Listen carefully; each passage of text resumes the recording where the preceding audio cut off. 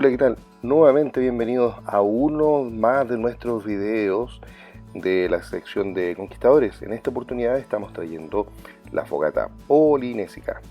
Esta fogata es bien particular, pero antes de destacar cuáles son sus características, quiero hacer una mención al club que nos invitó a este campamento para poder enseñar cómo se hacía la fogata polinésica, al club Oi Angeloi de la ciudad de Los Ángeles, que pertenecen a la Iglesia Central, en la cual también soy miembro.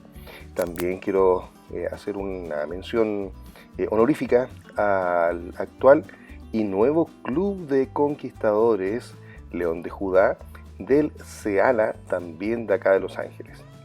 Y bueno, también un saludo extenso a cada uno de nuestros conquistadores que nos están viendo y que están utilizando este material de manera pedagógica. Tú sabes, somos MED Educación y Más, y en esta oportunidad traemos esta fogata, que es la fogata polinésica. ¿En qué consiste esta fogata?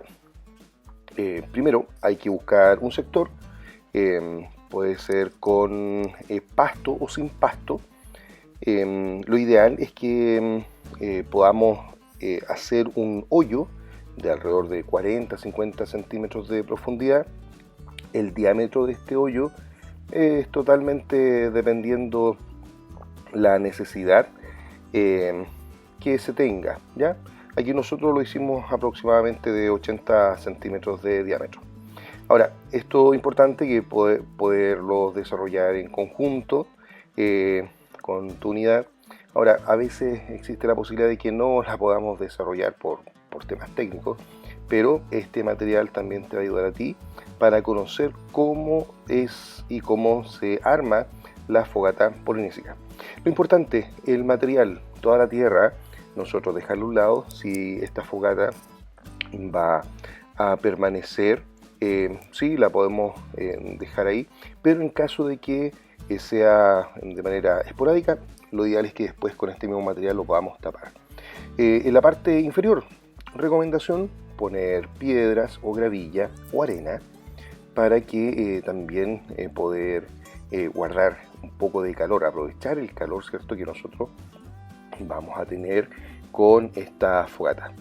Lo emparejamos, toda la gravilla, y lo importante es que la alimentación de esta fogata es por las orillas, así tal como tú lo estás viendo. Vamos poniendo todos nuestros tronquitos y después lo vamos alimentando el fuego de la misma forma. Entonces, alrededor de la fogata vamos poniendo todos los troncos de manera ordenadita, porque esto también se va a ir consumiendo de esta misma forma. Importante eso, tener a disposición cerca la leña que voy a ocupar para mi fogata. Lo bueno de este tipo de fogata es que es una fogata que irradia mucho calor. Lo otro, que también sirve para cocinar. Al final tú verás que hicimos un pequeño montículo alrededor de la fogata con tierra, donde después ahí nosotros enterramos los palos, donde nosotros hicimos pan al palo. Para prenderla ponemos material en el centro de la fogata y buscamos yesca o algún tipo de acelerante y con mucho cuidado la prendemos. Importante mantener las reglas de seguridad, de no acercarse mucho a la fogata para evitar cualquier tipo de accidente. Esta fogata muy buena para cocinar, ya que también se le puede poner un trípode, se puede poner un gancho, ¿cierto?, para poder cocinar por radiación. Para cocinar pan al palo, excelente, ¿ya? Enterramos ahí por las orillas nuestras varillas con la masa y las fuimos girando según se iba cocinando.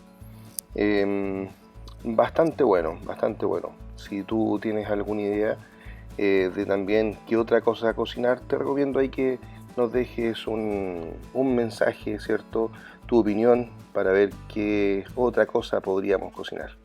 Esta es la fogata polinésica. Te lo estamos trayendo con mucho cariño para que puedas también compartirla con tus clubes.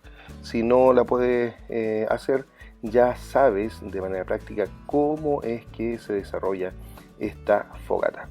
Su alimentación, como te decía, tal como estás viendo, vamos poniendo palitos por las orillas. Dios te bendiga, Dios te acompañe. Espero que sea muy bueno este material para tu club. Si quieres que grabemos algún otro material, ahí te recibimos todas tus recomendaciones y espero que nos podamos encontrar en una próxima oportunidad. Maranata, Cristo